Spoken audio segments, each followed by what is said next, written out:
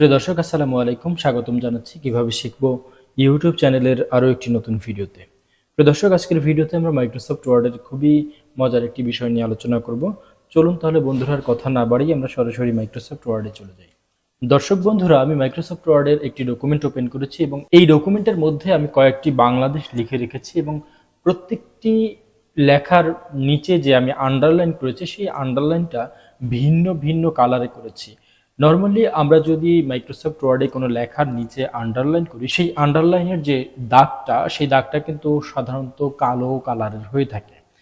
তো এটা by default. তো আমি আজকের ভিডিওতে যেটা দেখাতে চাচ্ছি যে আমরা যদি চাই যে আমাদের লেখার নিচের যে আন্ডারলাইনটা আমরা দিব, সেই আন্ডারলাইনটা আমাদের ইচ্ছে মতন কালার দিয়ে কিন্তু আমরা করতে পারি। আমরা এটা কিভাবে করব? আর এই কাজগুলো সাধারণত যারা পড়াশোনার কাজে বিভিন্ন ধরনের ডকুমেন্ট তৈরি করেন কিংবা কোনো ডকুমেন্টারি তৈরি করেন, সেই ক্ষেত্রে আপনার নির্দিষ্ট কিছু শব্দ, সেন্টেন্স বা প্যারাগ্রাফের গুরুত্ব বোঝাতে সেক্ষেত্রে কিন্তু আপনি এভাবে আলাদা আলাদা কালার করে নিতে পারেন। এটা কিন্তু আপনার কাজগুলোকে সহজ করবে এবং মিনিংফুল করবে। তো বন্ধুরা, এইভাবে আন্ডারলাইনের কালার পরিবর্তন করতে হলে আপনাকে যেটা করতে হবে, আপনি যদি কোনো নির্দিষ্ট কোনো লেখার আন্ডারলাইনের কালার পরিবর্তন করতে চান, সেক্ষেত্রে আপনি ওইটুকু সিলেক্ট করবেন। অথবা আপনি যদি নতুন কোনো লেখার মধ্যে আন্ডারলাইন ক্রিয়েট করতে চান, সেক্ষেত্রে আপনি ওই লেখাটা শুরু করার আগে আপনি আন্ডারলাইনের যে আমাদের সেকশনটা, আমাদের হোম মেনুর মধ্যে, মাইক্রোসফট ওয়ার্ডের হোম মেনুর মধ্যে যে আন্ডারলাইনের সেকশনটা, সেই আন্ডারলাইনের এই অ্যারো বাটনে ক্লিক করবেন। অ্যারো বাটনে ক্লিক করার পর আমরা একটু নিচের দিকে যদি যাই, তাহলে আমরা এখানে দেখতে পারবো আন্ডারলাইন কালার। আমরা এখান থেকে চাইলেই যে কোনো কালার চুজ করে নিতে পারি।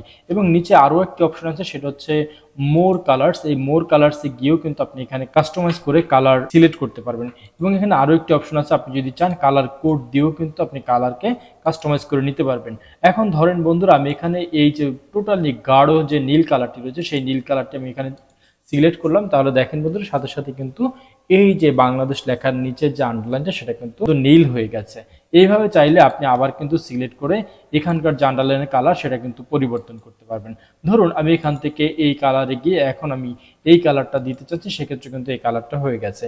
এবং আন্ডারলাইনের আরও কিছু বিষয় আছে, সেক্ষেত্রে হচ্ছে আপনি চাইলে আন্ডারলাইনের যে স্টাইলটা, সেটা কিন্তু এখানে পরিবর্তন করতে পারেন। এখানে কিন্তু সাধারণত নর্মালি যেটা হয়, সেটা হচ্ছে একটা দাগের আন্ডারলাইন হয়। তো আপনি চাইলে এখানে 2 দাগের আন্ডারলাইন করতে পারেন, একটু মোটা দাগের আন্ডারলাইন করতে পারেন, কিংবা হচ্ছে এই যে ড্যাশ লাইন যেটা, সেটা আন্ডারলাইন করতে পারেন। এইভাবে করে আপনি যে কোনো স্টাইলের আন্ডারলাইন কিন্তু এখানে দিতে পারবেন। তো বন্ধুরা, আশা করি আজকের ভিডিওটি আপনার ভালো লেগেছে। যদি ভালো লেগে থাকে তাহলে অবশ্যই ভিডিওটিতে একটি লাইক দিন। আপনার সুন্দর একটি মতামত এই ভিডিওর কমেন্ট বক্সে দিয়ে যান। আর আপনি যদি আমাদের চ্যানেলে নতুন হয়ে থাকেন, তাহলে অবশ্যই চ্যানেলটিকে সাবস্ক্রাইব করে পাশে থাকা যে বেল আইকনটি রয়েছে, সেটিকে অন করে দিবেন।